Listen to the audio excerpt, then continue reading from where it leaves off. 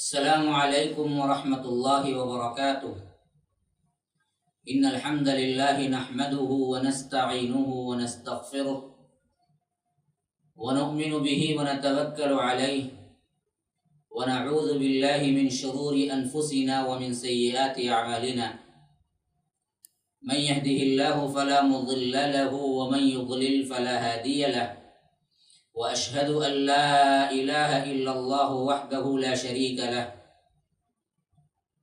وأشهد أن محمدا عبده ورسوله أما بعد فإن خير الحديث كتاب الله وخير الهدي هدي محمد صلى الله عليه وسلم وشر الأمور محدثاتها وكل محدثة بدعة وكل بدعة ضلالة وفي رواية وكل ضلالة في النار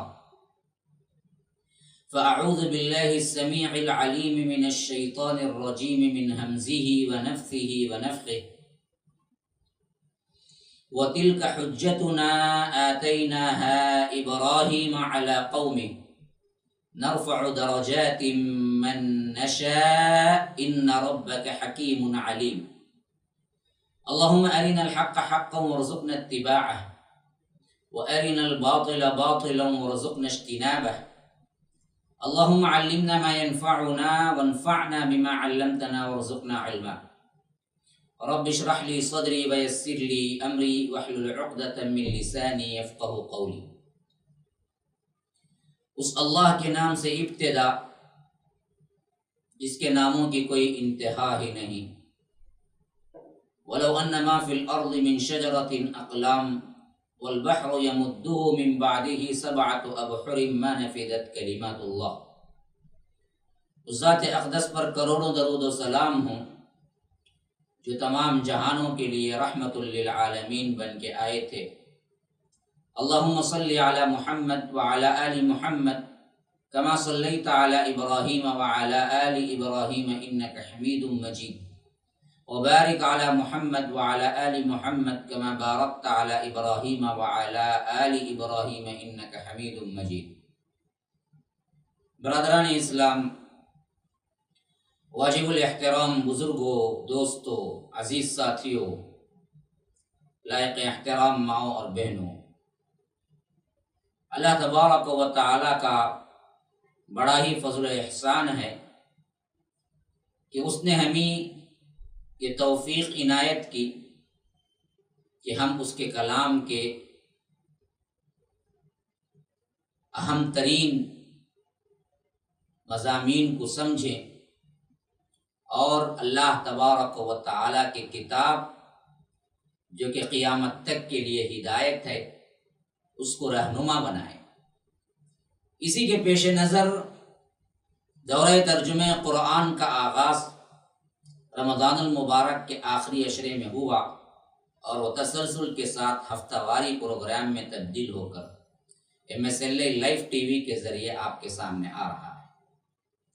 گزشتہ جو مضمون آیت نمبر 82 پر ختم ہوا، ہمارا آخری جو ایپیسوڈ آپ کے سامنے آیا تھا، اور آج میں نے سورہ انعام کی آیت نمبر 83 وَتِلْكَ حُجَّتُنَا آتَيْنَاهَا إِبْرَاهِيمَ عَلَى قَوْمِهِ نَرْفَعُ دَرَجَاتٍ مَّن نَّشَاءُ إِنَّ رَبَّكَ حَكِيمٌ عَلِيمٌ. یہاں سے ہم آغاز کر رہے ہیں دورہ ترجمہ قرآن کے اندر. اللہ تبارک و تعالیٰ فرماتا ہے، بات چل رہی تھی حضرت ابراہیم علیہ السلام کی اور ان کے توحید کے پیش کرنے کے اس خاص واقعے کی طرف جہاں پر انہوں نے قوم کے اس عقیدے کو جو کہ عمومی طور پر روایتوں میں آتا ہے کہ یہ ستارہ پرست قوم تھی یا مناظر قدرت پر کو عبادت کرنے والی قوم تھی، ان سے بحث و مباحثہ تھا، گویا کہ ان سمجھانے کا ایک انداز تھا یا مناظرہ تھا جس پر انہوں نے پہلے تارے کو دیکھا، پھر کہا کہ میرا رب ہے، پھر اس کے بعد انہوں نے چاند کو دیکھا، پھر کہا کہ سورج کو دیکھا، پھر کہا یہ میرا رب ہے اور بڑا ہے، پھر اس کے بعد انہیں سمجھانے کے انداز میں فرمایا کہ یہ سب کے سب کیا ہیں، چھپ جانے والے، غائب ہو جانے والے، یہ سب خدا نہیں ہو سکتے. پھر اس کے بعد انہوں نے قوم کو دعوت توحید دی، انی وجہت وجہی للذی فطر السماوات۔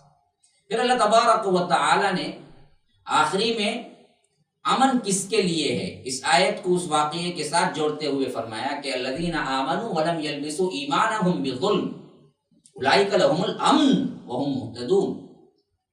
دیکھو جو لوگ ایمان رکھتے ہیں اور اپنے ایمان کو ظلم کے ساتھ آلودہ نہیں کرتے، اور ظلم کیا ہے؟ شرک ہے، ان الشرک لظلم عظیم، تو ایسے لوگوں کو ہی امن ہے اور وہی راہ راست پر ہیں۔ تو اب اللہ تبارک و تعالی اسی تسلسل کو آگے جاری رکھتے ہوئے فرمایا کہ وَتِلْكَ حُجَّتُنَا آتَيْنَاهَا إِبْرَاهِيمَ عَلَىٰ قَوْمِهِ، اور یہ ہماری حجت تھی، وہ ہم نے حضرت ابراہیم علیہ السلام کو ان کے قوم کے مقابلے میں عطا کی تھی۔ نرفع درجات من نشاء، ہم جس کو چاہتے ہیں مرتبوں میں بلند کر دیتے ہیں، بڑھا دیتے ہیں۔ ان ربک حکیم علیم، کہ بے شک آپ کا رب بڑا ہی حکمت والا اور علم والا ہے۔ یہاں پر اللہ تبارک و تعالی جو فرما رہا ہے کہ یہ ہماری حجت تھی، وہ ہم نے حضرت ابراہیم کو ان کی قوم کے مقابلے میں عطا کی تھی۔ کون سی حجت ہے؟ تو بعض روایتوں میں آیا ہے کہ یہ وہ جواب جو کہ حضرت ابراہیم علیہ السلام نے قوم کو دیا تھا، وَكَيْفَ أَخَافُ مَا أَشْرَكْتُمْ وَلَا تَخَافُونَ أَنَّكُمْ أَشْرَكْتُمْ بِاللَّهِ مَا لَمْ يُنَزِّلْ بِهِ عَلَيْكُمْ سُلْطَانًا فَأَيُّ الْفَرِيقَيْنِ أَحَقُّ بِالْأَمْنِ، کہ تم اللہ کے ساتھ شریک کرتے ہوئے نہیں ڈرتے تو میں کیوں ڈروں توحید کو بیان کرنے میں۔ ہاں تو یاد رکھیے یہ چیز تھی، قول فیصل تھا وہ جو حجت اللہ تبارک و تعالیٰ کہتا ہے، یا نہیں تو توحید الہی پر جو دلائل انہوں نے اکٹھا کر کے قوم کو بتائے تھے وہ مراد ہے۔ تو اللہ تبارک و تعالیٰ یہاں فرماتا ہے کہ ہم نے یہ حجت جو ان کی قوم نے پر حضرت ابراہیم نے ان کی قوم پر عائد کیا تھا، یہ دراصل ہم نے خود ان کو مقابلے پر دی تھی، اور اس طرح ہم جسے چاہتے ہیں علم کے ذریعے بہت بلند مرتبہ عطا کرتے ہیں۔ اب آگے وہ تمام نام آئے ہیں خصوصیت کے ساتھ جو اللہ تبارک و تعالی نے انبیاء کرام کو عطا کیا تھا فضیلت کے اعتبار سے، اور ساتھ میں یہاں پر سب سے اہم ترین نوٹ کرنے کی بات یہ ہے کہ اللہ نے یہاں پر 18 انبیاء کرام ایک ساتھ ذکر کیے ہیں، اور ان سب کو ذکر کرنے کے بعد ایک اہم ترین مضمون دیا ہے جس کو یاد رکھنا ہے۔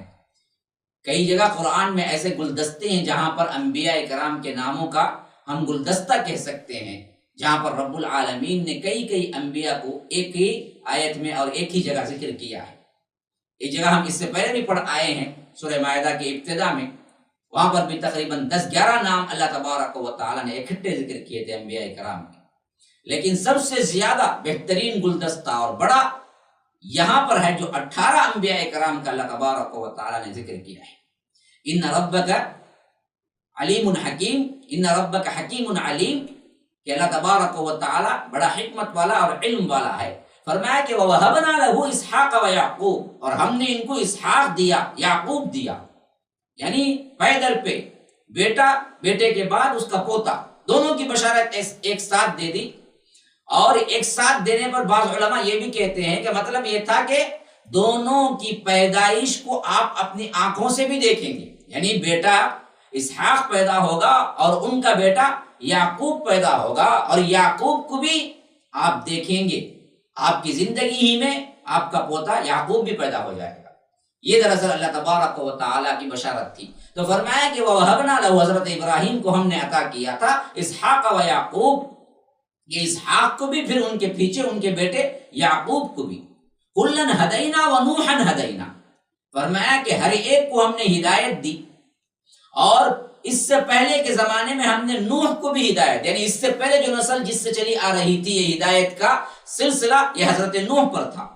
پھر فرمایا کہ من قبل ومن ذریتی، اس سے پہلے حضرت نوح کو ہم نے ہدایت دی، اور ان کی ذریت میں کون کون آئے، پھر اس کے بعد آگے چل کر انہی کی اولاد میں فرمایا کہ داؤد و سلیمان و ایوب و یوسف و موسیٰ و ہارون و کذالک نجزی المحسنین، ہم نے نوح کو ہدایت دی تھی اس سے پہلے کے زمانے میں حضرت ابراہیم علیہ السلام کے پہلے. پھر حضرت ابراہیم علیہ السلام کی اولاد میں کن کن کو لایا؟ ومن ذریتہ، اور ان کی اولاد میں سے داؤد کو اور سلیمان کو اور ایوب کو اور یوسف کو اور موسیٰ کو اور ہارون کو.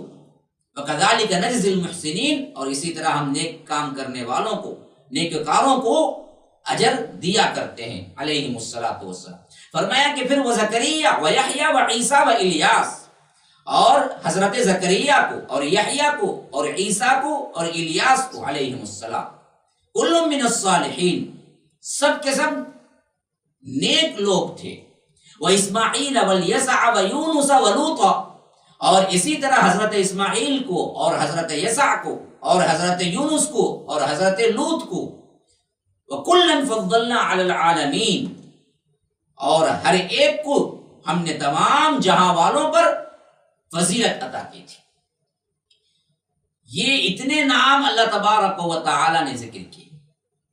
اب ان ناموں کو اللہ تبارک و تعالی نے ذکر کرتے ہوئے فرما رہا ہے کہ وَمِنْ آبَائِهِمْ وَذُرِّيَّاتِهِمْ وَإِخْوَانِهِمْ، نیز ان کے کچھ باپ داداؤں کو اور کچھ اولاد کو اور کچھ بھائیوں کو ہم نے ہدایت دی اور ان کو انتخاب کیا. وَاجْتَبَيْنَاهُمْ وَهَدَيْنَاهُمْ إِلَىٰ صِرَاطٍ مُسْتَقِيمٍ، اور ہم نے ان کو مقبول بنایا اور ہم نے ان کو راہ راست کی ہدایت کی.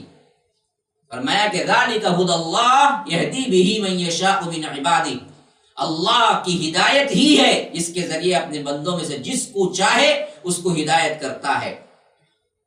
اور اگر یہ سب کچھ 18 انبیاء کرام کا ذکر کرتے ہوئے یہاں فرما رہا ہے، اب اصل بات آ رہی ہے.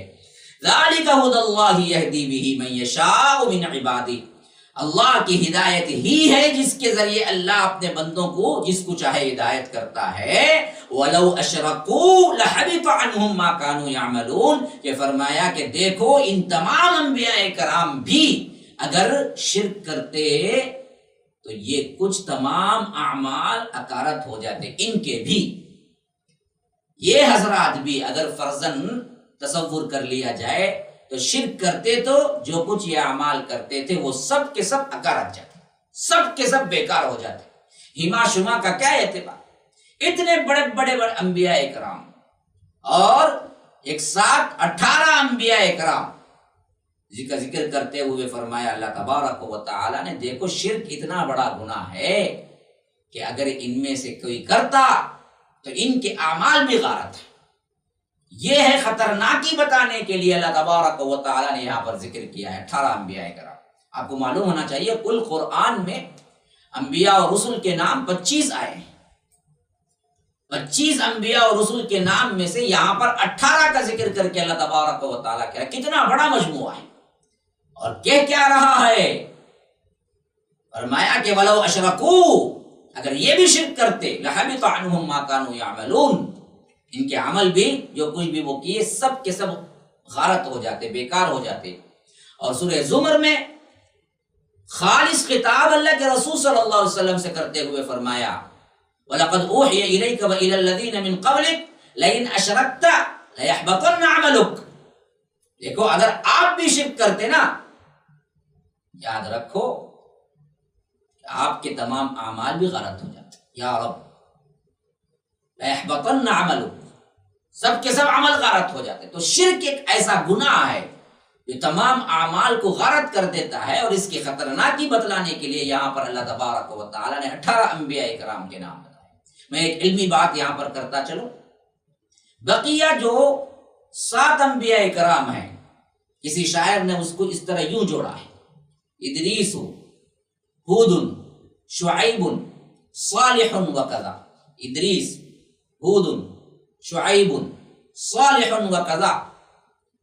ذوالکفل آدم بالمختار قد ختم. ذوالکفل آدم، پھر جس پر نبوت ختم کر دی گئی جناب محمد رسول اللہ صلی اللہ علیہ وسلم.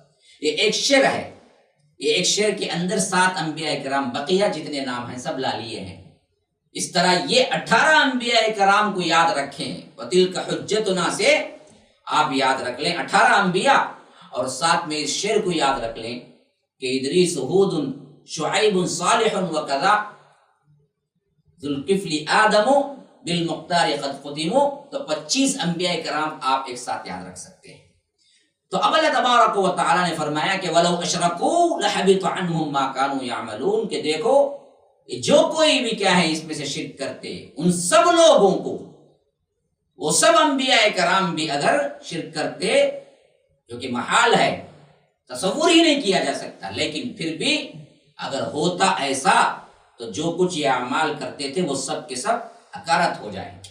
یاد رکھیے یہ سب سے اہم ترین پوائنٹ ہے، سورہ نمبر 6 سورہ انعام اور آیت نمبر، سورہ نمبر 7 سورہ انعام اور آیت نمبر 88۔ ہمیشہ یاد رکھیں شرک کے اعتبار سے سب سے خطرناک اور سب سے بڑی وعید والی آیت ہے، اولئک الذین آتیناہم الکتاب والحکم والنبوہ، یہ لوگ ایسے تھے جن کو ہم نے کتاب اور حکمت اور نبوت عطا کی تھی، فَإِن يَكْفُرْ بِهَا هَؤُلَاءِ فَقَدْ وَكَّلْنَا بِهَا قَوْمًا لَيْسُوا بِهَا بِكَافِرِينَ۔ سو اگر یہ لوگ نبوت کا انکار کریں تو ہم نے ان کے لیے ایسے بہت سے لوگ مقرر کر دیے ہیں جو اس کے منکر نہیں ہیں۔ یعنی اللہ تبارک و تعالی فرما رہا ہے کہ اللہ تبارک و تعالی نے ان انبیاء کرام کو نبوتیں دی اور ان نبوتوں کے ذریعے امتوں نے قبول کیا۔ اسی طرح اللہ کے رسول صلی اللہ علیہ وسلم آپ نے جب نبوت کا اعلان کیا تو اس وقت بھی بہت سے صالح لوگ انصار و مہاجرین اور قیامت تک آپ پر ایمان لانے والے آتے رہیں گے۔ یہ بدبخت مشرکین مکہ اگر انکار کرتے ہیں تو ان کے انکار سے کیا فرق پڑے گا؟ یہ تو ان کا معاملہ تو کیا ہے، آٹے میں نمک کے برابر بھی نہیں ہے۔ تو ان سے آپ مایوس نہ ہو جائیے، ان سے آپ غم میں مبتلا نہ ہو، بلکہ اللہ تبارک و تعالی فرماتا ہے کہ ہم نے ایسے لوگوں کو پیدا کر دیا ہے جو لوگ نبوت کا انکار کریں کوئی مسئلہ نہیں، آپ ان سے اعراض کر لیں، کیونکہ ہم نے کیا کیا ہے، لیسو بہا بکافرین، ہم نے ان کے لیے ایسے بہت سے لوگ مقرر کر دیے جو اس کے منکر نہیں ہیں، مہاجرین ہیں، انصار ہیں، سبقت الی الاسلام، جن کا پہلے کیا ہے اللہ کے رسول صلی اللہ علیہ وسلم پر اسلام قبول کرنا ہے، وہ لوگ تو لپک کے آپ کے پاس آئیں گے۔ اولئک الذین ھدی اللہ فبہداہ مقتدی، یہی لوگ ایسے تھے جن کو اللہ تعالیٰ نے ہدایت کی تھی اور فرمایا کہ سو آپ بھی انہی کے طریقے پر چلتے رہیے۔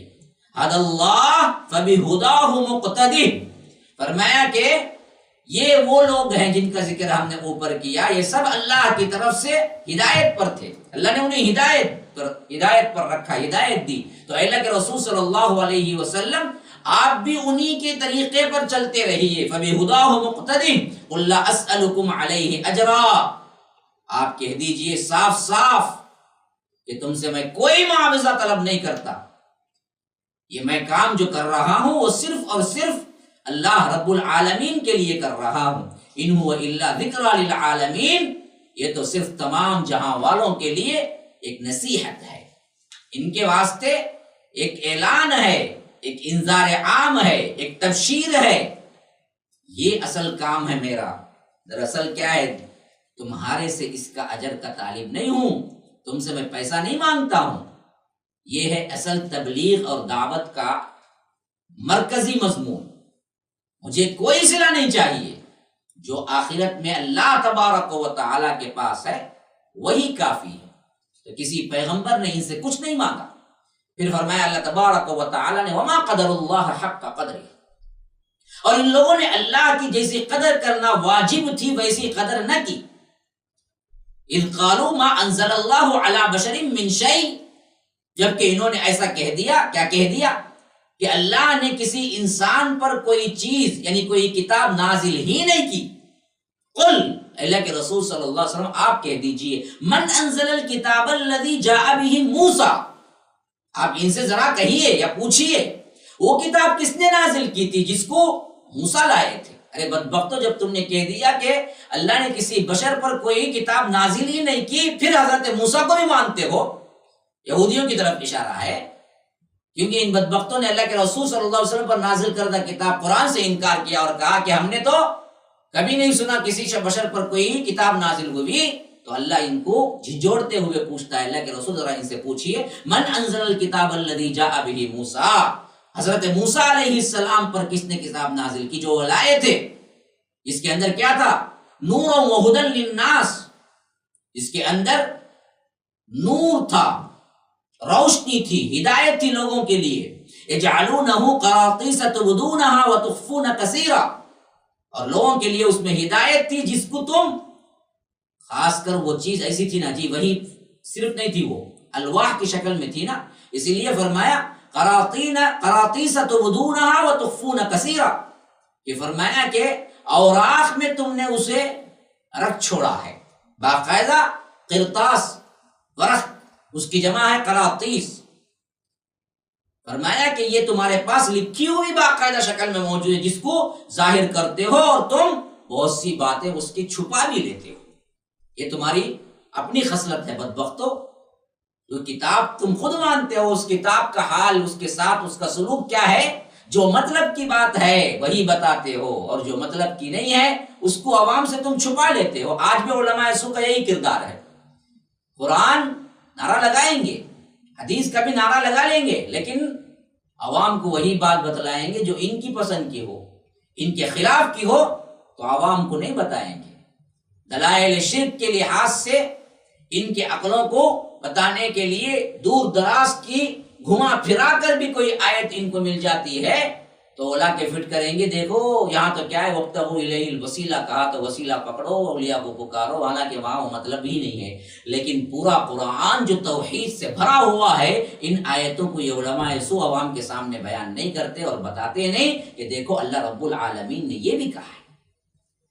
پورا قرآن تو توحید پر ہے، پورا قرآن تو رد شرک پر ہے، وہ نہیں کہتے۔ اسی لیے فرمایا کہ وہ جو کتاب موسیٰ علیہ السلام پر اتری تھی، وہ کتاب کیا اللہ تبارک و تعالیٰ کے طرف سے نہیں تھی، جس میں نور تھا، جس میں ہدایت تھی لوگوں کے لیے، جو کیسی تھی؟ باقاعدہ کتابی شکل میں اوراق کے ساتھ تھی، تبدونہا وتخفون کثیرا، اور حالت تمہاری اس کتاب کے ساتھ یہ ہے کہ تم ظاہر کرتے ہو وہ باتیں صرف یہ تمہارے کردار کو، اخلاق کو جھنجھوڑتی نہیں ہے۔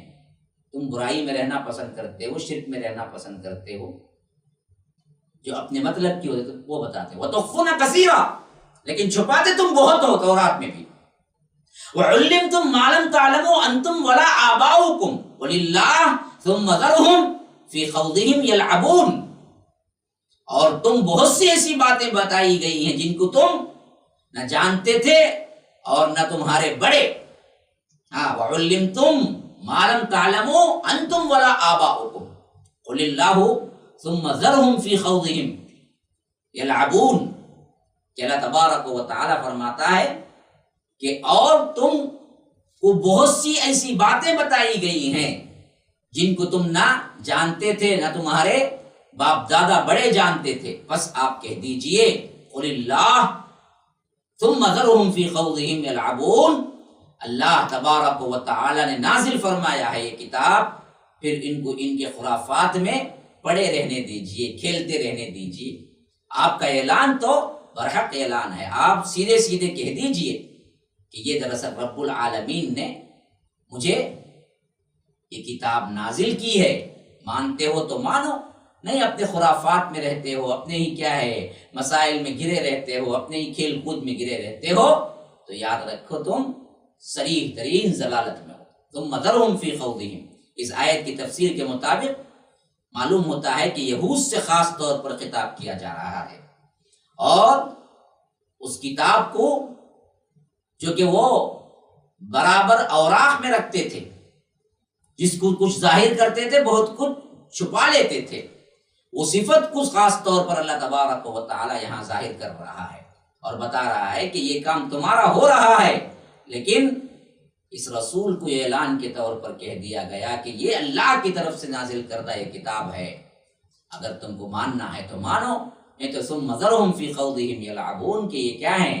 اپنے خرافات میں بھٹکتے رہیں، انہیں چھوڑ دیا جائے۔ وَهَذَا كِتَابٌ أَنزَلْنَاهُ مُبَارَكٌ مُصَدِّقُ الَّذِي بَيْنَ يَدَيْهِ وَلِتُنذِرَ أُمَّ الْقُرَىٰ وَمَنْ حَوْلَهَا وَالَّذِينَ يُؤْمِنُونَ بِالْآخِرَةِ يُؤْمِنُونَ بِهِ وَهُمْ عَلَىٰ صَلَاتِهِمْ يُحَافِظُونَ، اور فرمایا کہ اور یہ بھی ایسی ہی کتاب ہے جس کو ہم نے نازل کیا ہے جو بڑی برکت والی ہے. جیسے تورات کا اوپر ذکر ہوا، اب قرآن کا ذکر ہو رہا ہے. اور اس کی صفت خاص طور پر کیا ہے؟ پچھلی کتابوں کی مخالفت کرنے کے لیے نہیں آئی ہے. فرمایا کہ اپنے سے پہلے جتنے کتابیں اللہ کی طرف سے نازل ہوئی تصدیق کرنے والی بن کر آئی ہے.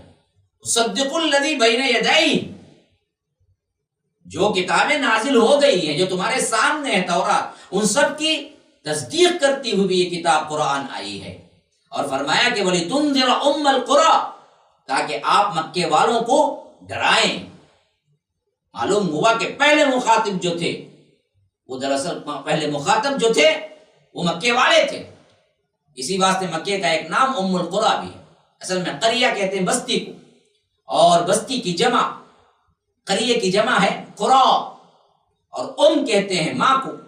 ام القریٰ کا مطلب ہوا تمام بستیوں کی ماں. گویا کہ پوری دنیا کا کل خلاصہ مکہ ہے. زمین کا بیج اور سب سے اہم ترین جسے کہہ سکتے ہیں وہ مکہ ہے. اس واسطے مکے کا ایک نام ام القریٰ بھی تھا.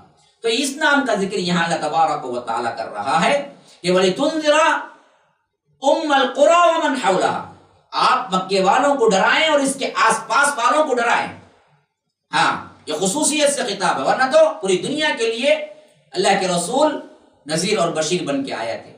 وَمَا أَرْسَلْنَاكَ إِلَّا كَافَّةً لِلنَّاسِ بَشِيرًا وَنَذِيرًا. ہاں، تمام کے لیے عموم بشیر اور نذیر ہیں، لیکن خاص مکے والوں کے لیے. تو یہاں پر وہ ذکر ہو رہا ہے کہ وَلِتُنذِرَ أُمَّ الْقُرَىٰ وَمَنْ حَوْلَهَا وَالَّذِينَ يُؤْمِنُونَ بِالْآخِرَةِ يُؤْمِنُونَ بِهِ وَهُمْ عَلَىٰ صَلَاتِهِمْ يُحَافِظُونَ.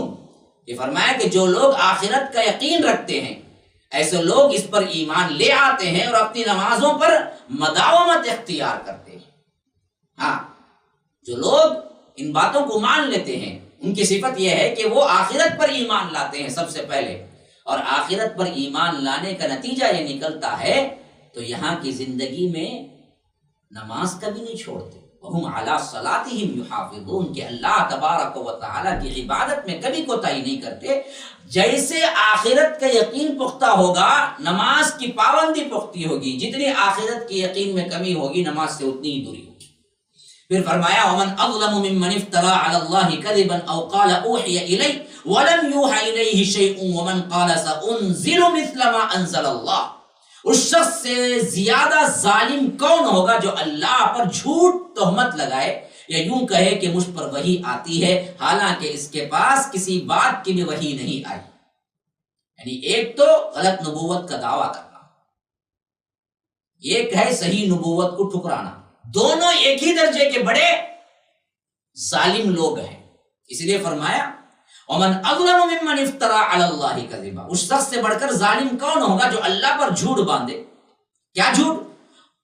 ایک تو یہ کہے کہ میں اللہ کی طرف سے نبی ہوں، تو یہ تو ظالم ہو گیا. تو اللہ کے رسول صلی اللہ علیہ وسلم کیسے اتنی بڑی جھوٹ بول سکتے ہیں؟ اس لیے فرمایا کہ ایک تو اللہ پر جھوٹ باندھے کہ وحی آ رہی ہے یا نبی ہوں، یہ سب سے بڑا ظلم ہے. اور فرمایا کہ او قال اوحی الی ولم یوحى الیہ شیء، اور یہ تہمت لگائے کہ اللہ کی وحی مجھ پر آ رہی ہے جبکہ اللہ نے اس پر کوئی وحی نازل نہیں کی. اور ومن قال سأنزل مثل ما انزل اللہ، اور اس کی حالت یہ ہو کہ وہ یہ کہے کہ جیسا کلام اللہ نے نازل کیا اسی طرح کا میں بھی لا سکتا ہوں یا میں بھی لاتا ہوں. پھر اللہ تبارک و تعالیٰ فرماتا ہے وَلَوْ تَرَىٰ إِذِ الظَّالِمُونَ، کاش کہ آپ دیکھتے اس وقت ان ظالموں کو جو یہ کہتے ہیں. ایک تو وہ اللہ کے کلام کا انکار کرتے تھے اور دوسرے کہتے تھے کہ یہ تو کیا ہے بشر کا کلام ہے میں بھی لا سکتا ہوں، جبکہ دونوں باتیں غلط تھی. تو اس لیے فرمایا کہ وَمَنْ قَالَ سَأُنزِلُ مِثْلَ مَا أَنزَلَ اللَّهُ، تو میں بھی کیا ہے لا سکتا ہوں جس طرح تم دعویٰ کرتے ہو یہ اللہ کا کلام ہے.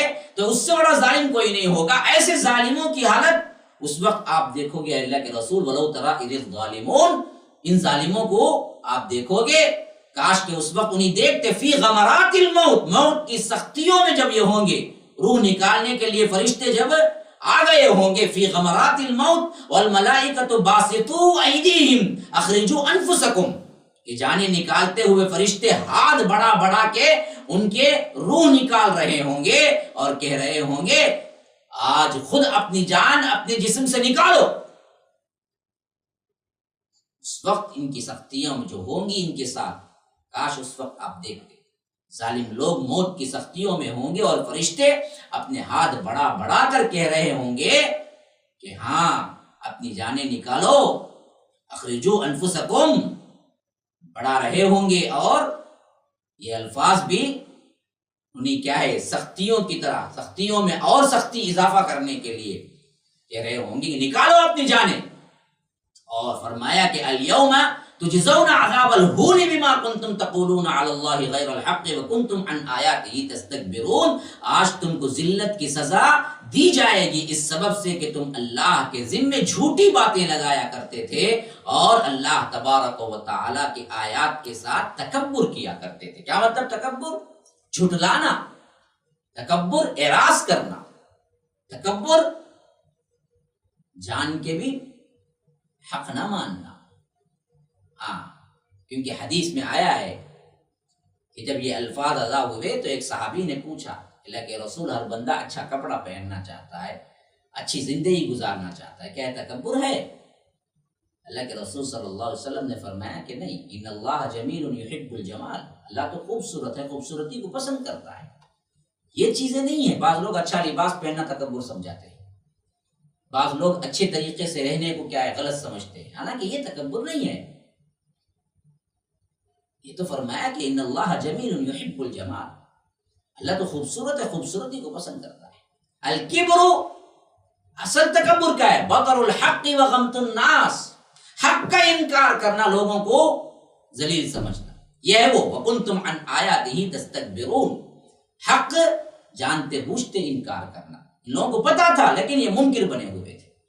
پھر فرمایا کہ وَلَقَدْ جِئْتُمُونَا فُرَادَىٰ كَمَا خَلَقْنَاكُمْ أَوَّلَ مَرَّةٍ، اور تم ہمارے پاس تنہا تنہا آ گئے جس طرح ہم نے اول بار تم کو پیدا کیا تھا۔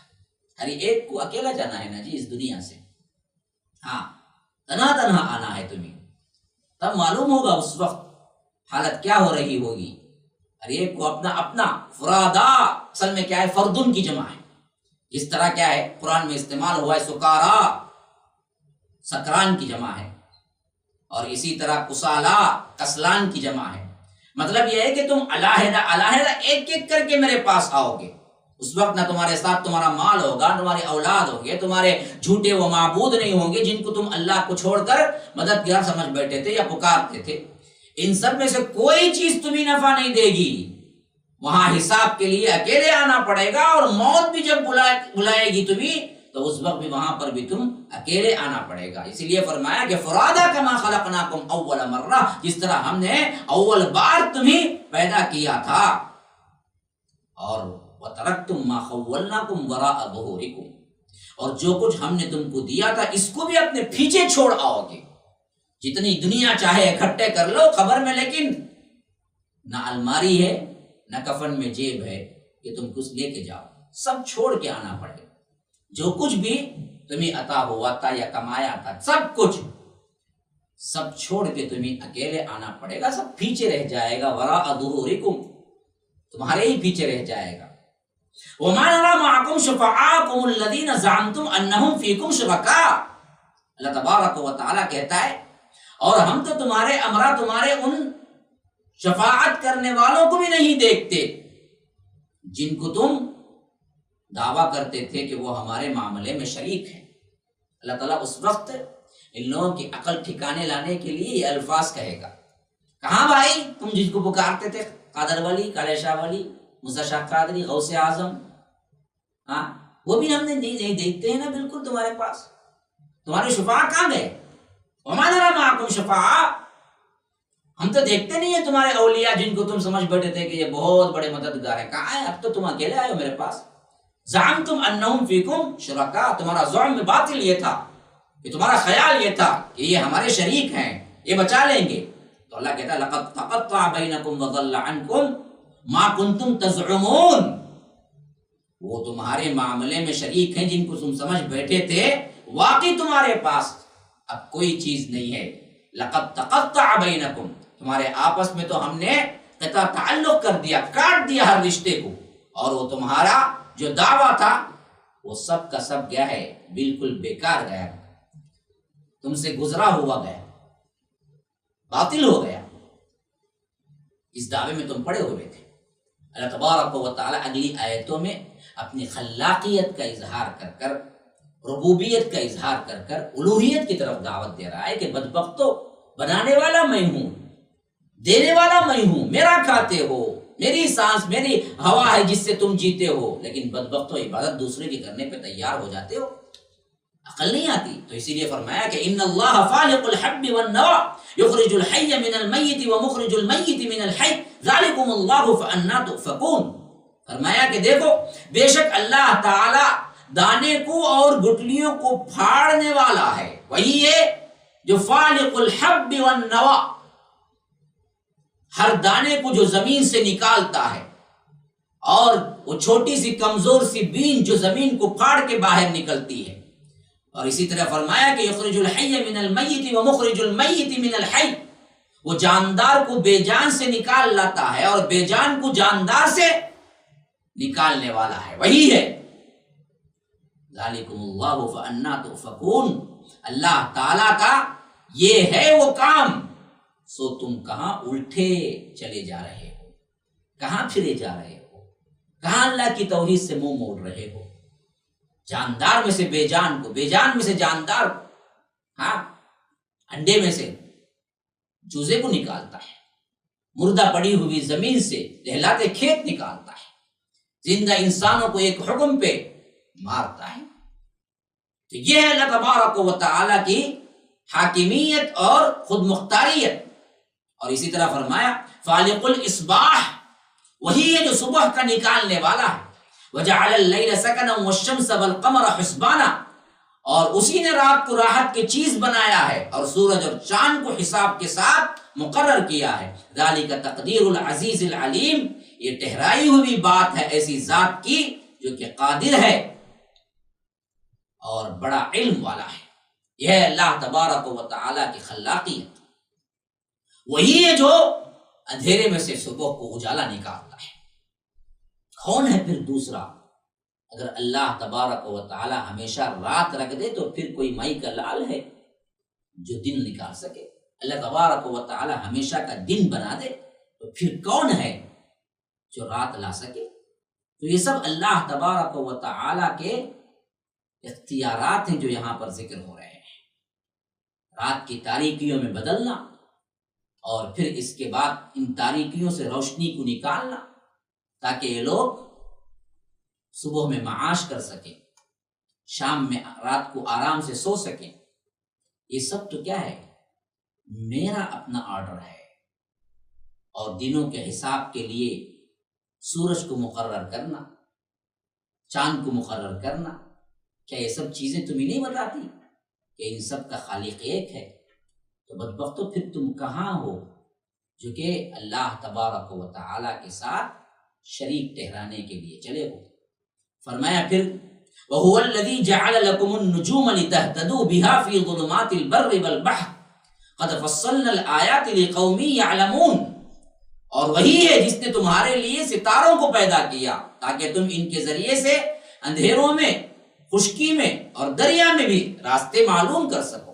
کیونکہ اس زمانے میں جی راستے ایسے نہیں تھے جیسے ہم دیکھتے ہیں، روڈ ڈالے ہوئے اسٹریٹ لائٹنگ کے ساتھ بہترین، آج تو ہائی وے بھی کیا ہے شاندار ترین بنائے ہیں، لیکن اس زمانے میں تو معاملہ یہ تھا کہ دن ہو یا رات راستہ معلوم کرنے کے لیے یہ لوگ ستاروں سے ہی مدد لیتے تھے۔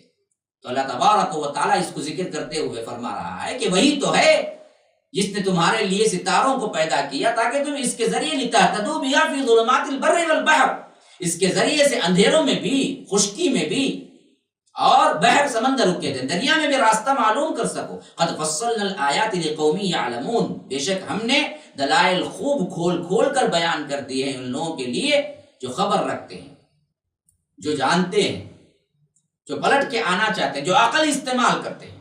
پھر فرمایا وَهُوَ الَّذِي أَنشَأَكُمْ، من نفس واحدۃ فمستقر ومستودع قد فصلنا الآیات لقوم یفقہون.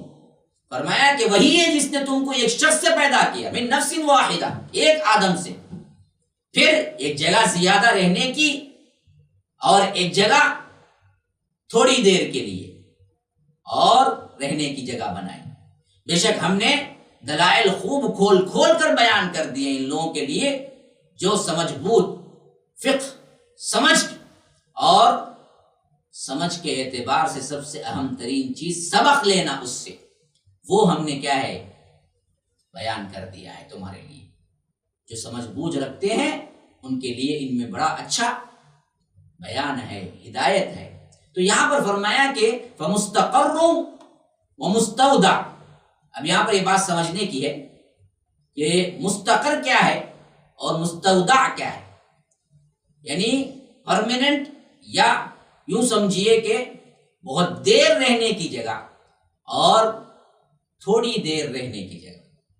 اکثر مفسرین کے نزدیک مستقر یہ دراصل ماں کے پیٹ میں رہنے کی جگہ کے لیے استعمال کیا یہاں پر اللہ تعالیٰ، کہ یہ 9 ماہ کی مدت ہوتی ہے نا جی، جو ماں کے پیٹ میں مادر رحم جو ہوتا ہے نا وہاں پر.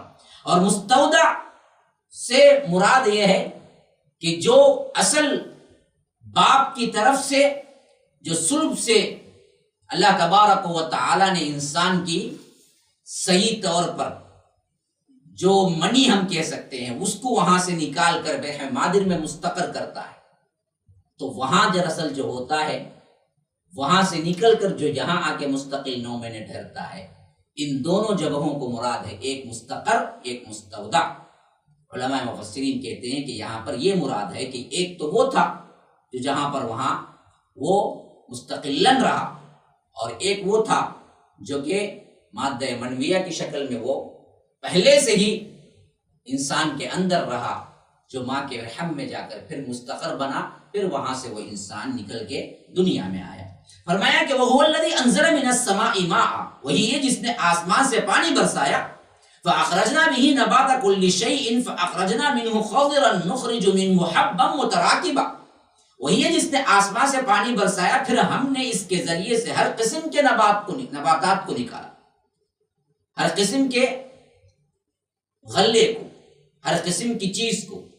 فرمایا کہ نبات کل شیء، ہر قسم کا جو بھی تمہارے لیے ملتا ہے، خواہ وہ بھاجیوں کی شکل کا ہو، ترکاری کی شکل کا ہو، پھل فروٹ کا جو بھی ہو، سب زمین ہی سے نکلتا ہے. تو فرمایا کہ ہم نے ان کو نکالا ان سے، پھر فَأَخْرَجْنَا مِنْهُ خَضِرًا نُخْرِجُ مِنْهُ حَبًّا مُتَرَاكِبًا. فرمایا کہ پھر ہم نے اس کے ذریعے سے سب شاخیں نکالی. کہیں کیا ہے بالکل ہری ہری سبزیاں ہیں یا آپ کو بھاجی وغیرہ، کہ اس سے ہم اوپر تلے دانے چڑھے ہوئے نکالتے ہیں. اور فرمایا کہ بہت سے وہ بھی ہوتے ہیں جن کو ہم الگ الگ شکل میں نکالتے ہیں. وہ الگ الگ شکل کیا کیا ہیں؟ فرمایا کہ وَمِنَ النَّخْلِ، نخل کو اٹھا لو، نخل کو اٹھا لو، کھجور کے درختوں کو، کیا ہے؟ مِن طَلْعِهَا قِنْوَانٌ دَانِيَةٌ، کھجور کے درختوں میں سے جو الگ الگ خوشے نکلتے ہیں.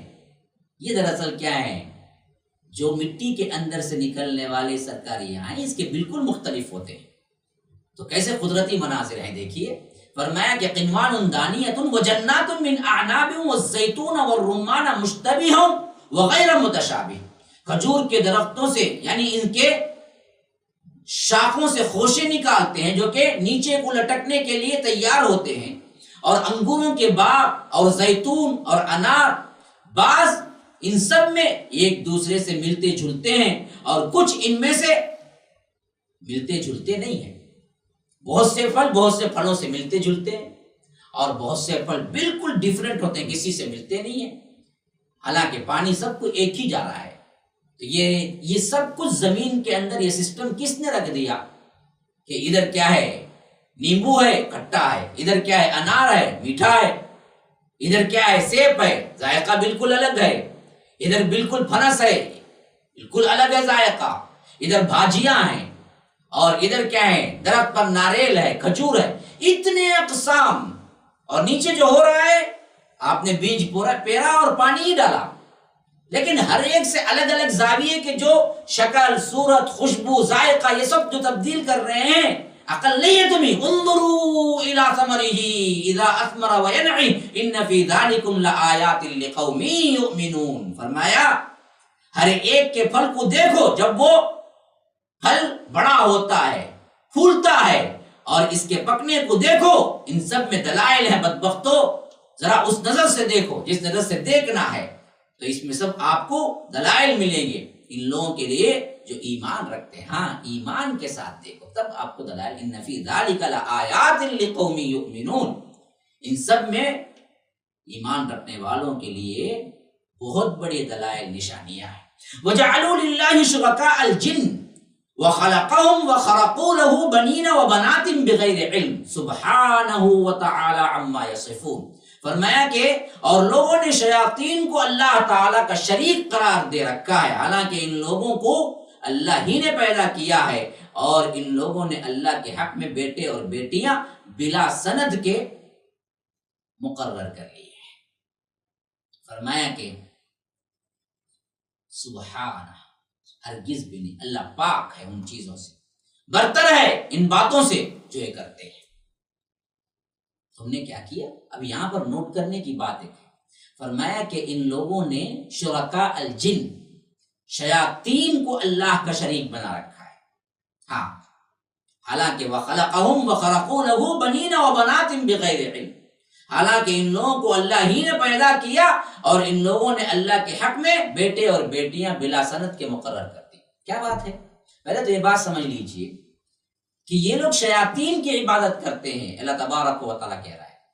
بظاہر تو ہم شیاطین کی نہیں کرتے، شرک کرنے والے بھی نہیں کرتے، بتوں کی پوجا کرنے والے بھی نہیں کہتے کہ یہ شیاطین ہیں، وہ بھی کہتے ہیں یہ اللہ کے ولی۔ تو معلوم ہوا کہ پس پردہ اصل میں شیاطین ہی کی پیروی ہو رہی ہے، یہی ورغلانے والے۔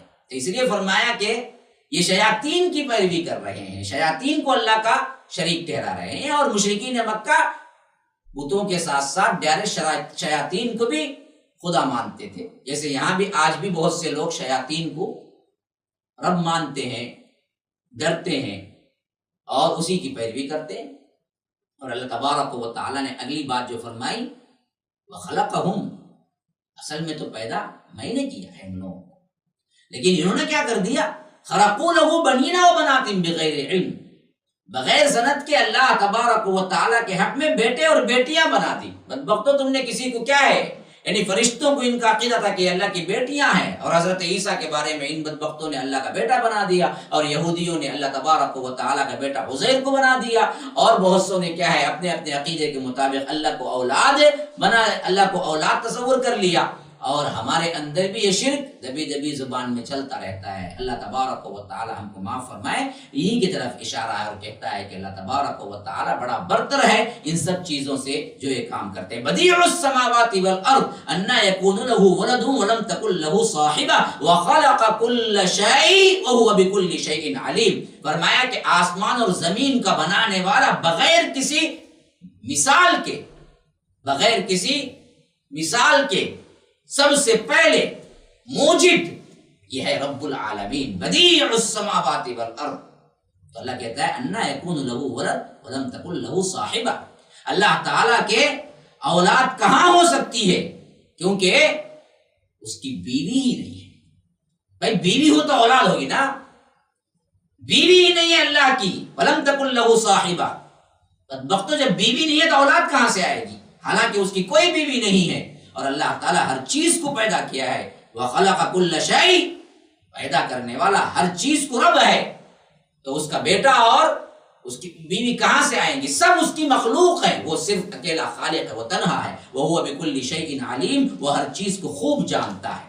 ذَلِكُمُ اللَّهُ رَبُّكُمْ لَا إِلَٰهَ إِلَّا هُوَ خَالِقُ كُلِّ شَيْءٍ فَاعْبُدُوهُ وَهُوَ عَلَىٰ كُلِّ شَيْءٍ وَكِيلٌ، یہ ہے اللہ تعالیٰ تو تمہارا رب ہے، یہ ہے توحید۔ دیکھیے اپنی خلاقیت، اپنی ربوبیت پیش کیا، اور یہاں سے کیا ہے الوہیت کی دعوت دے رہا ہے کہ دیکھو میں نے ہی سب کچھ پیدا کیا، تو عبادت بھی میری ہی ہونی چاہیے۔ یہ ہے سب سے اہم ترین دلیل، اللہ کا قرآن کے اندر دعوت کا اسلوب یہی ہے کہ ہمیشہ ربوبیت کو پیش کرتا ہے، جس میں بتاتا ہے کہ میرا ہی خلق ہے، میں نے ہی بنایا ہے، میں نے ہی دیا ہے۔ آسمان اور زمین کا نظام ہو، سورج کا نظام ہو، اوپر زمین کے اوپر کیا ہے نظام ہو، تمہارا اپنا نظام ہو، اور اس کے ساتھ ساتھ کھانے پینے کا نظام ہو، اسی طرح کھیتی باڑی کا مسئلہ ہو، اللہ تبارک و تعالی کی عطا کردہ ہی ہے ہر چیز۔ جب اس نے عطا کی ہے تو بدبختو عبادت دوسروں کی کیسے ہو سکتی ہے؟ اس لیے فرمایا ذالکم اللہ ربکم، یہ ہے اللہ تعالیٰ تمہارا رب، اس کے سوا کوئی عبادت کے لائق نہیں ہے۔ لا الہ الا ہو، رب تمہارا ہے تو پھر عبادت بھی اسی کی ہونی چاہیے۔ ہاں، وہ جو کہتے ہیں نا جی باپ کا کھا کر ماموں کی بکریاں چراتا ہے، یہ محاورہ ہے۔ نمک حرام لوگوں کے لیے، ناشکرے لوگوں کے لیے، یہی تو ہم بھی کر رہے ہیں۔ اللہ کا کھاتے ہیں، اللہ نے دیا ہے، نہ زمین میں، نہ آسمان میں، نہ سورج میں، نہ چاند میں، نہ آ کر تمہارے کھانے میں، نہ تمہارے لیے پانی میں کسی کو اللہ نے شریک نہیں بنایا۔ کھاتے اس کے ہو لیکن عبادت کسی اور کے کرتے ہو، عقل نہیں ہے۔ تو اسی لیے فرما رہا ہے لا الہ الا ہو، یہی ہے تمہارا رب، اس کے علاوہ کوئی نہیں ہے۔ خالق کل شیء، ہر چیز کا خالق، پیدا کرنے والا وہی ہے۔ تو سنو، عبادت بھی صرف اسی کی ہوگی، فاعبدوہ، عبادت کسی اور کی نہیں ہوگی۔ کیا تمہاری عقل میں یہ بات سمجھ نہیں آتی؟ ایک انسان کسی کو نوکری پہ رکھتا ہے، پیسہ دیتا ہے، اب کوئی بندہ کہے کہ آپ کی نوکری میں تو ہوں لیکن میں کام کروں گا کسی اور کا، تمہارے خاموش رہے گا؟ یہ تو صرف چند گھنٹے کی نوکری پہ خاموش نہیں رہے گا۔ اللہ نے تمہیں 24 آورز کا غلام بنایا ہے۔ 24 آورز تم اسی کی کیا ہے، ہوا میں سانس لیتے ہو، اسی کے برسائے ہوئے پانی سے پانی استعمال کرتے ہو۔ پھر کہو کہ ہم قادر ولی کے سجدہ کریں گے، ان کے قبر پہ کریں گے، عبدالقادر جیلانی کو سجدہ کریں گے، ان کے ہاتھ باندھ کے کھڑے ہوں گے، ان کے پاس کیا ہے ہم پکاریں گے، ان کو نظر نیاز کریں گے۔ بدبختو، یہ اللہ کے ساتھ صریح ظلم نہیں ہے؟ یہ کہتا ہے خالق کل شیء، سب کا خالق میں ہوں، تو پھر کسی اور کی عبادت کیسے ہوگی؟ عبادت بھی میری ہی ہوگی۔ فاعبدوہ، تو بس میری ہی عبادت کرو۔ وہو علی کل شیء وکیل، کہ وہ ہر چیز کا کارساز ہے، ہر چیز کا وہی وکیل ہے۔ لا تدرکہ الابصار وہو یدرک الابصار وہو اللطیف الخبیر۔ دیکھو، وہ ہے پردہ غیب میں جس کو تم نہیں دیکھ سکتے۔ یہ ہے وہ آیت جو دیدار الہی اس دنیا میں ممکن نہیں ہے۔ جتنے باتیں کرتے ہیں، خواہ وہ صوفی ہوں، خواہ وہ فلاں ہوں، علامۃ الدہر ہوں، فلاں پیر ہوں، ولی، وہ سب جھوٹے ہیں۔ لا تدرکہ الابصار، فرمایا کہ نگاہیں اس کو محیط نہیں کر سکتی، پا نہیں سکتی، لیکن وہ سب کو نگاہوں میں لے سکتا ہے۔ وہ سب کو اپنی نگاہوں پر کیا ہے، اپنی نگاہیں سب پر محیط ہے۔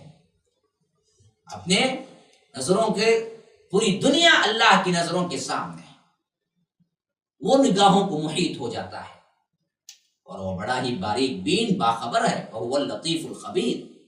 قد جاءکم بصائر من ربکم، اب بلا شبہ تمہارے پاس تمہارے رب کے جانب سے بصائر آ چکے ہیں۔ بصائر حق پر مبنی وہ ذرائع جو آپ کو واضح طور پر دیے جا چکے ہیں۔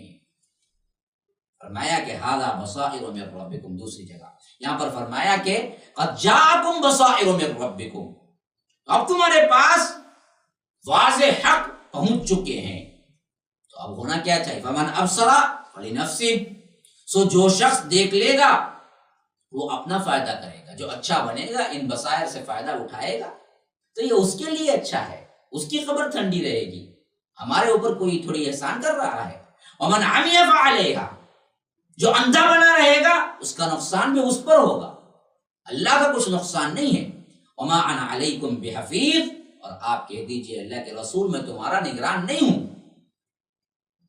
میں تو پہنچا دینے والا ہوں۔ اب تمہاری اپنی مرضی، شرک کو چھوڑ کر توحید میں آ کر اپنی زندگی بنا لو، جنت کے حقدار بن جاؤ، یا اندھے بنے رہو اس دعوت سے جہنم کے حقدار بن جاؤ۔ کہے کیف، میں دراصل کیا نہیں ہوں، تمہارے اوپر نگران نہیں ہوں۔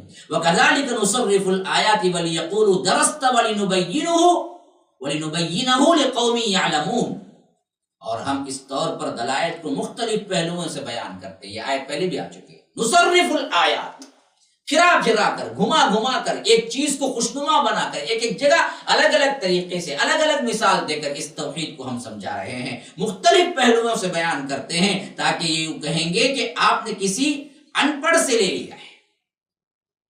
فرمایا کہ وَلِيَقُولُوا دَرَسْتَ وَلِنُبَيِّنَهُ لِقَوْمٍ يَعْلَمُونَ، کہ ہم یہ مختلف پہلوؤں سے بیان کرتے ہیں تاکہ یوں کہیں کہ آپ نے کسی سے پڑھ لیا ہے، اور تاکہ ہم ان کے دانش مندوں کے لیے خوب ظاہر کر دیں. یہ نہ کہنے لگے کہ یہ دراصل کیا ہے، ایک جگہ سے کہیں سے چرا لیا ہے، ایک جگہ سے کہیں سے پڑھ کے آ گئے ہیں. یہ باتیں نہ ہوں. یہ بات صاف ان کو معلوم ہوتی ہے کہ یہ نہیں ہے. کہ سب سے پہلی چیز تو یہ ہے کہ توحید اور اس کے دلائل کو اس طرح کھول کر اور مختلف انداز سے بیان کرتے ہیں اللہ کے رسول صلی اللہ علیہ وسلم ان قرآنی آیات کے ذریعے، کہ مشرکین یہ کہنے لگتے تھے کہ محمد صلی اللہ علیہ وسلم کہیں سے پڑھ کے سیکھ کے آئے ہیں، جس کا ذکر قرآن میں کئی جگہ آیا بھی ہے کہ وقال الذین کفروا ان ھذا الا افک افتراہ واعانہ علیہ قوم آخرون فقد جاءوا ظلما وزورا. فرمایا کہ کافروں نے کہا کہ یہ قرآن تو ان کا اپنا گھڑا ہوا ہے جس پر دوسروں نے بھی ان کی مدد کی ہے، یعنی دوسروں لوگوں سے بھی یہ کیا کرتے ہیں، پریکٹس کرتے ہیں، سیکھتے ہیں. یہ لوگ ایسا دعویٰ کر کے ظلم اور جھوٹ پر اتر آئے ہیں جنہوں نے کہا کہ یہ پہلے لوگوں کی کہانی ہے. وقالوا اساطیر الاولین اکتتبھا، جس کو انہوں نے لکھ رکھا ہے. حالانکہ بات یہ نہیں ہے جس طرح یہ دعویٰ کرتے ہیں یا سمجھتے ہیں، بلکہ مقصد اس تفصیل سے سمجھدار لوگوں کے لیے تبیین ہے، بیان ہے، تشریح ہے. اس واسطے اللہ تبارک و تعالی نے مختلف پہلوؤں اور مثالوں سے اس کو بیان کیا ہے.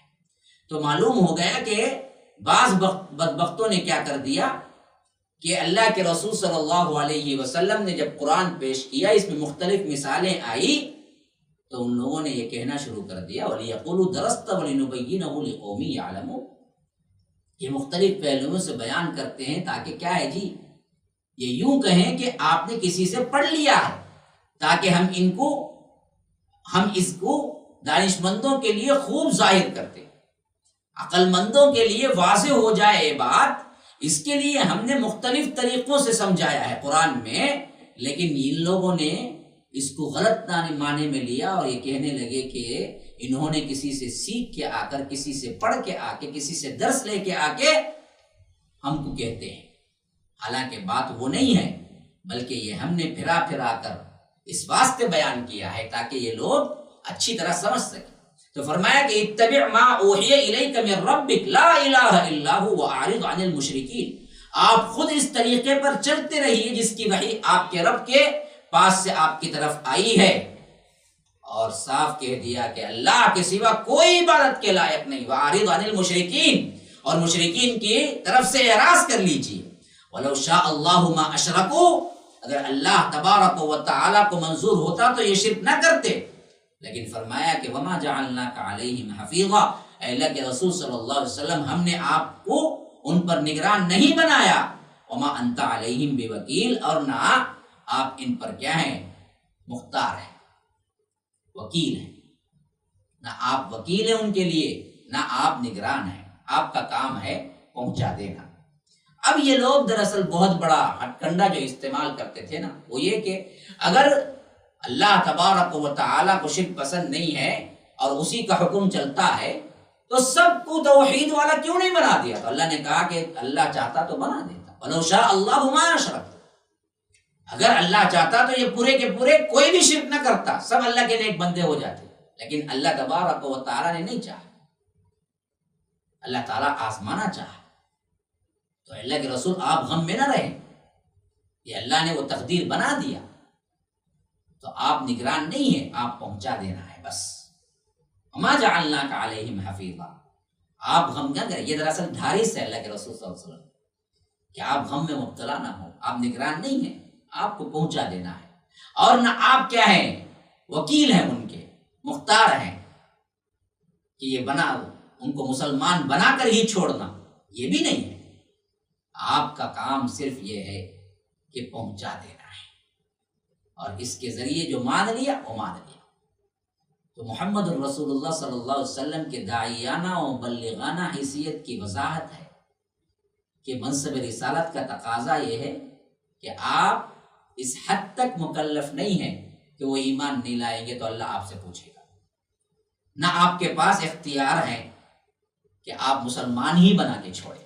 آپ اپنے چچا پر بھی اختیار نہیں رکھتے تھے، حضرت ابو طالب کو مسلمان نہیں بنا سکے، تو اس پر آپ غمگین نہ رہیے، یہ اللہ تبارک و تعالی کا نظام ہے جو وہ پہلے ہی بنا دیا تھا، کہ فرمایا کہ وما انت علیہم بوکیل۔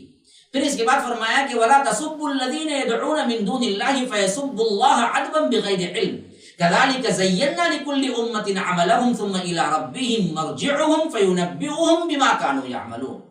اور گالی مت دو ان کو جن کی یہ لوگ اللہ کو چھوڑ کر عبادت کرتے ہیں، کیونکہ پھر وہ جہل میں حد سے آگے بڑھ کر اللہ کی شان میں گستاخی کر بیٹھیں گے۔ یہ ہمارے لیے نصیحت ہے کہ دیکھو جن معبودوں کو ان لوگوں نے اللہ کے علاوہ معبود مان لیا ہے، ان کو گالی نہیں دینا ہے، کیونکہ گالیاں اگر دیں گے تو اس کا ریاکشن جو ہوگا نا وہ حقیقی اللہ پر یہ لوگ دراصل کیا ہیں، گالیاں بکیں گے۔ تو فیسب اللہ عدوا بغیر علم، اللہ کی شان میں گستاخی کر بیٹھیں گے۔ ہم نے اسی طرح ہر طریقے والوں کو ان کا عمل مرغوب بنا دیا ہے، یعنی کذالک زینا لکل امۃ عملہم، جو گمراہ فرقہ ہے جس میں ہے وہ اسی میں خوش ہے۔ دراصل گمراہی ان لوگوں کے لیے خوبصورت بنا دی گئی ہے، لیکن حال کیا ہوگا آخری میں، ثم الی ربہم مرجعہم، ان کی طرف، ان کے رب ہی کی طرف ان سب کو جانا ہے، وہی مرجع ہے، فینبئہم بما کانوا یعملون، پھر ان سب کو اللہ تبارک و تعالی بتا دے گا کہ وہ کیا کچھ کرتے آ رہے تھے۔ وَأَقْسَمُوا بِاللَّهِ جَهْدَ أَيْمَانِهِمْ لَئِن جَاءَتْهُمْ آیَةٌ لَيُؤْمِنُنَّ بِهَا، اور ان لوگوں نے قسموں میں بڑا زور لگا کر اللہ تعالیٰ کی قسم کھائی ہے کہ اگر ان کے پاس کوئی نشانی آ جاتی لَيُؤْمِنُنَّ بِهَا، کہ وہ ضرور ایمان لے آتے۔ تو اللہ تبارک و تعالیٰ فرماتا ہے قُلْ إِنَّمَا الْآيَاتُ عِندَ اللَّهِ وَمَا يُشْعِرُكُمْ أَنَّهَا إِذَا جَاءَتْ لَا يُؤْمِنُونَ، وہ ضرور ہی اس پر ایمان لے آئیں گے، اس پر وہ قسمیں کھاتے ہیں۔ آپ کہہ دیجئے نشانیاں سب اللہ تبارک و تعالیٰ کے قبضے میں ہیں، اور تم کو اس کی کیا خبر کہ وہ نشانیاں جس وقت آئیں گی یہ لوگ تب بھی ایمان نہ لائیں گے۔ پھر وہی بات موجود ہے کہ جو شروع صورت کے اندر آئی تھی وہ پھر یہاں پر ایک مرتبہ دہرائی گئی ہے کہ یہ آپ کے پاس آ کے قسمیں کھائیں گے اور کہیں گے وَأَقْسَمُوا بِاللَّهِ جَهْدَ أَيْمَانِهِمْ، اور زور لگائیں گے اس میں قسموں میں کہ لئن جاءتہم آیہ، اگر کوئی نشانی آ گئی لِيُؤْمِنُنَّ بِهَا، پھر ہم کیا ایمان لائیں گے۔ تو اللہ تبارک و تعالیٰ نے کہا اللہ کے رسول آپ کہہ دیجئے نشانی کا عطا کرنا سب کا سب اللہ کے اختیار میں ہے۔ انما الآیات عند اللہ، جو نشانی کا بھی تم ذکر کرو یہ اللہ ہی کے اختیار میں ہے، چاہے گا تو لائے گا، اللہ کے قبضے میں ہے۔ اور وما یشعرکم انہا اذا جاءت لا یؤمنون، اور یہ بھی ہے بہت سا کہ اگر آ جائے تمہارے قول کے مطابق وہ نشانی اور پھر بھی تم ایمان نہ لاؤ، کیونکہ اس سے پہلے تمہاری جیسی قومیں یہی کر چکی ہیں۔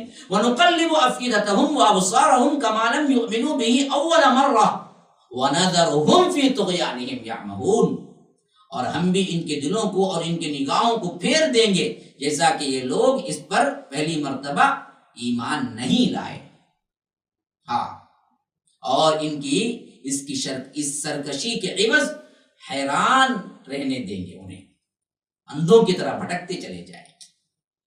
کہ اللہ تبارک و تعالیٰ کہتا ہے کہ یہ نشانیاں مانگ رہے ہیں، لیکن نشانیاں آتے وقت یہ ایمان نہ لائیں گے، یہ بہت ممکن ہے، اور اس وقت اللہ ہی ان کے جرم کے پاداش میں ان کے دلوں کو اور ان کو نگاہوں کو پھیر دے گا۔ وَنُقَلِّبُ أَفْئِدَتَهُمْ وَأَبْصَارَهُمْ، ہاں، كَمَا لَمْ يُؤْمِنُوا بِهِ أَوَّلَ مَرَّةٍ، جیسا کہ وہ اللہ کے رسول صلی اللہ علیہ وسلم کے اعلان کے پہلے بار میں، شروع اول وقت میں، ابتدائی دور میں ایمان نہیں لائے تھے، اور فرمایا وَنَذَرُهُمْ فِي طُغْيَانِهِمْ يَعْمَهُونَ، اور ہم ان کو ان کی سرکشی میں اندھوں کی طرح بھٹکتے چھوڑ دیں گے، وہ اسی میں پڑے رہیں۔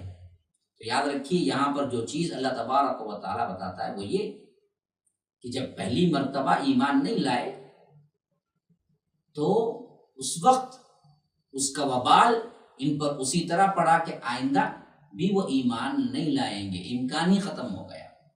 اور دلوں اور نگاہوں کو پھیر دینے کا یہی مفہوم ہے کہ سامنے ہدایت موجود ہے، قرآن موجود ہے، اللہ کے نبی موجود ہے، پھر یہ کوئی اور نشانی پوچھ رہے ہیں۔ یہ خود اس بات کی دلیل ہے کہ یہ اب نشانیوں پر ایمان لانے والی قوم نہیں ہے۔ الحمدللہ آج کیا ہے 7واں پارہ مکمل ہوا۔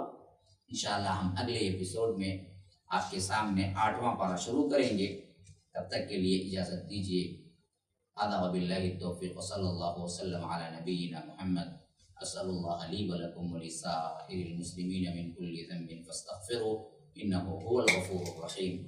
السلام علیکم ورحمۃ اللہ وبرکاتہ۔